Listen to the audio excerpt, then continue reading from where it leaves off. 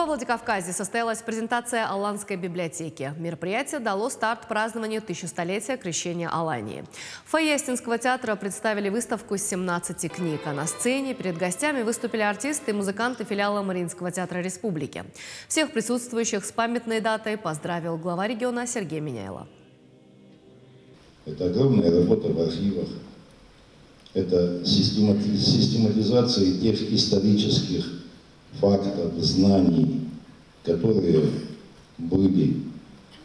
И мало того, что систематизировать, еще их и надо издать в доступной для людей форме. Поэтому огромное спасибо. Это мы начинаем серию вот таких мероприятий, которые благодаря решению президента Российской Федерации в 2017 году превратились в соответствующий план подготовки. Аланская библиотека – это уникальный книжный проект. В нем история христианства, его роль в жизни осетин в разные периоды. Исследовательские материалы, достойный вклад в историографию, отметил епископ Владикавказский Аланский Герасим.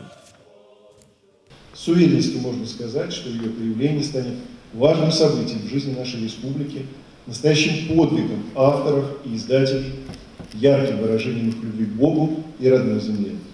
Уверен в том, что читатели Аланской библиотеки по достоинству оценят это подлинно энциклопедическое издание,